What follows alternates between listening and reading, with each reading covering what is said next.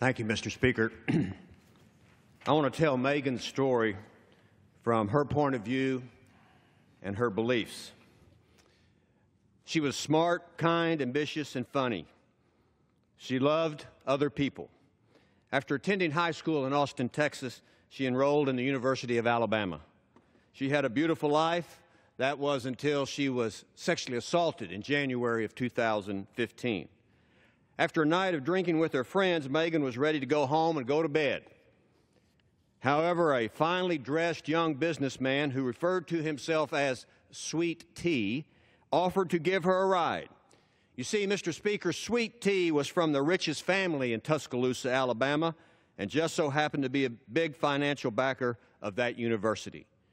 Megan didn't remember climbing into his sleek Mercedes, but she woke up at his southern mansion and knew something was wrong. Megan said she resisted his initial advances and repeatedly told him she wanted to go home. He refused to do so. Instead, he sexually assaulted her, and then he fell off to sleep. She tried to get out of the room, but the door was locked. And desperate to escape, Megan climbed out of the mansion's second-story bedroom window and went to his car looking for her keys. It was there that she discovered a handgun Sweet T had in the car all the time, but took it for her safety on her walk home. Doing everything a rape victim should do, she immediately called the police and went to the hospital. But it's here, Mr. Speaker, that the system, she says, started to fail her. The hospital wasn't sufficiently trained in sexual assault procedure and botched the rape kit. Megan then went to the police station to give her statement about what happened to her. But it was there she was treated with disdain and disbelief by Tuscaloosa's police department. After all, Megan was claiming that the son of one of the wealthiest families in Tuscaloosa had raped her. Despite her insistence that she said no, the police did not believe her. She said they didn't want to believe her. An officer asked her why she didn't punch or kick the rapist.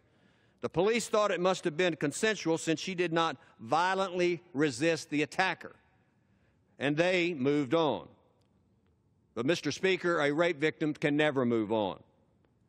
It's something they carry with them for the rest of their lives. The scars left by the rape do not fade away for victims.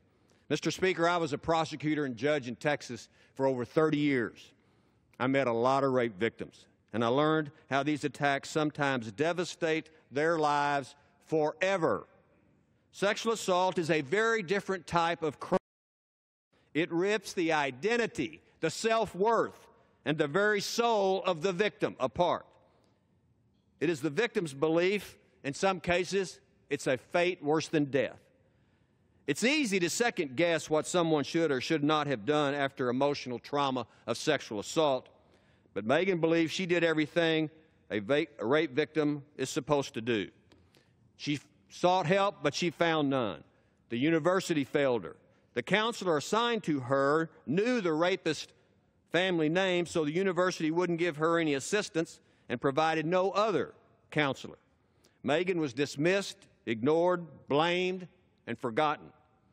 In the months following the sexual assault, she was diagnosed with post-traumatic stress disorder. So depressed, she left the school and returned to Texas. Still feeling like there was no way to escape her pain, Megan took her life.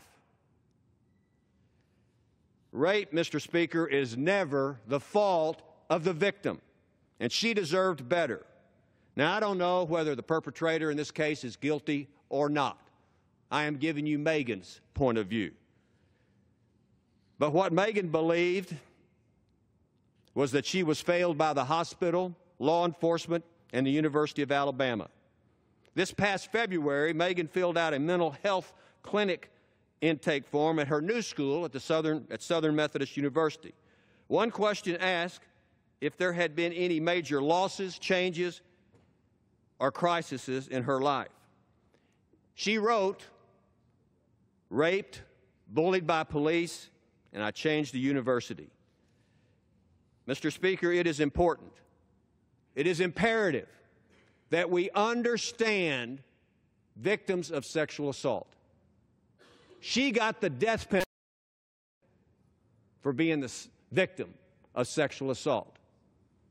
She's not here to tell her story today, and I'm telling it for her. And that's just the way it is. I'll yield back.